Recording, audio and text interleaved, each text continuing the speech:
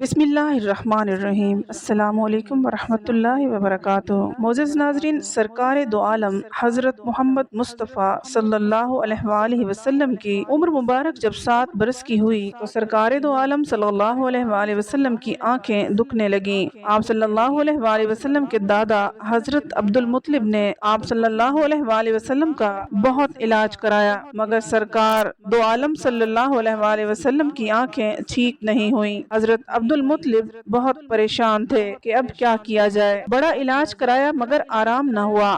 آپ پریشان بیٹھے سوچ رہے تھے کہ کسی جاننے والے نے کہا، اے سردار قریش، پریشان نہ ہو، مکہ کے قریب عکاظہ بازار ہے، اس بازار کے ساتھ ایک طبیب کا گھر ہے، بڑا قابل ہے، وہ دوائی بھی دے گا اور آپ کے پوتے کو دم بھی کرے گا۔ آپ اپنے فرزند کو وہاں لے جائیں، شاید حضور صلی اللہ علیہ وآلہ وسلم کو آرام مل جائے۔ حضرت عبد المطلب بڑے خوش ہوئے۔ آپ نے حضور اکرم صلی اللہ علیہ وآلہ وسلم کو ساتھ لیا۔ اس طبیب راہب کے پاس تشریف لے گئے۔ جب راہب کے مکان پر پہنچے تو مکان کو بند پایا۔ آوازیں دی، لوگوں نے کہا ابھی دروازہ بند ہوا ہے، اب 1 سال کے بعد کھلے گا، اب کھلنا مشکل ہے۔ عبد المطلب مایوس ہوئے کہ اب کیا ہوگا کہ فوراً ہی عبادت خانہ میں زلزلہ آیا۔ نزدیک تھا کہ عبادت خانہ گر جائے اور راہب دب کر مر جائے۔ راہب جلدی سے گھبرا کر باہر نکلا، حیرت سے چاروں طرف دیکھتا اور کہتا تھا، آج کون یہاں آیا ہے جس کی تعظیم کے لیے عبادت خانہ سجدہ کرتا ہے، جن کی زیارت کی خوشی میں مکان جھومتا ہے، جن کے خوف سے لرز رہا ہے۔ جب حضور صلی اللہ علیہ وآلہ وسلم پر نظر پڑی تو گھبرا کر بولا، عبد المطلب، تم اس بچے کو نہیں جانتے کہ یہ کون ہے؟ یہ دنیا جہاں کا نبی،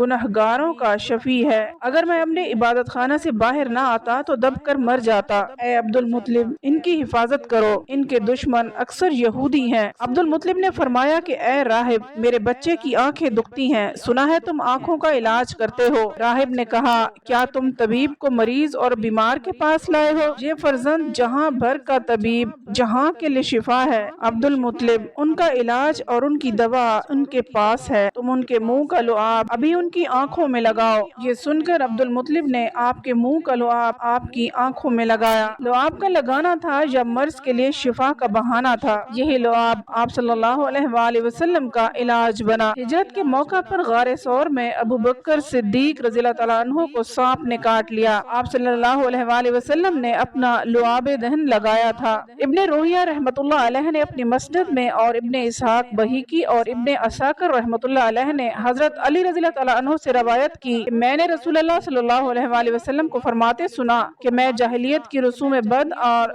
لہو لب کی طرف کبھی بھی متوجہ نہیں ہوا سوائے 2 راتوں کے، اور ان 2 راتوں میں اللہ تعالیٰ نے مجھے بے خطا اور معصوم رکھا۔ ایک رات کا واقعہ ہے کہ مکہ کے چند نوجوان اور میں آپ صلی اللہ علیہ وآلہ وسلم اپنے گھر کی بکریوں کے ریوڑ میں تھے۔ میں نے اپنے ساتھی سے کہا، ذرا میری بکریوں کی نگرانی کرنا تاکہ میں مکہ جا کر نوجوانوں کا شغل دیکھوں۔ انہوں نے کہا، اچھا۔ پھر میں آبادی کی طرف آیا اور پہلے ہی گھر میں موسیقی کی آواز میں نے سنی۔ پوچھا، یہ کیسی آواز ہے؟ کسی نے بتایا کہ شادی کا سلسلہ ہے۔ میں موسیقی سننے کے لیے بیٹھ گیا۔ اللہ نے میرے کانوں کو تھپ تھپایا اور میں سو گیا، حتیٰ کہ دوسرے روز سورج کی آمد پر اس کی شعاعوں سے بیدار ہوا۔ میں اٹھ کر ساتھی کے پاس گیا۔ اس نے پوچھا، اتنے لمبے وقت تک کیا کرتے رہے ہو؟ میں نے اس کو پوری آپ بیتی سنائی۔ دوسری رات پھر میں نے ساتھی سے کہا کہ میری بکریوں کا خیال رکھنا کہ میں جا کر کچھ شغل کروں۔ اس نے اقرار کر لیا اور میں مکہ شہر کی طرف روانہ ہو گیا۔ یہاں آ کر میں نے موسیقی کی ویسی ہی آواز سنی جیسی میں نے گزشتہ رات سنی تھی۔ میں دیکھنے کے لیے بیٹھ گیا، پھر قدرت نے میرے کانوں کو تھپ تھپایا اور میں سو گیا، یہاں تک کہ دوسرے دن دھوپ نے مجھے جگایا۔ پھر میں لوٹ کر اپنے ساتھی کے پاس آیا۔ اس نے پوچھا کہ تم نے کیا کیا؟ میں نے کہا، کچھ بھی نہیں، اور اسے ساری صورتحال بتائی۔ اس کے بعد میں نے نہ کبھی ایسا ارادہ کیا، نہ ہی مجھے رغبت ہوئی، یہاں تک کہ اللہ نے مجھے نبوت سے سرفراز فرمایا۔ حضرت جابر رضی اللہ تعالیٰ عنہ سے روایت ہے کہ جب کعبہ کی تعمیر ہوئی، نبی اکرم صلی اللہ علیہ وآلہ وسلم اور حضرت عباس رضی اللہ تعالیٰ عنہ پتھر اٹھا اٹھا کر لانے لگے۔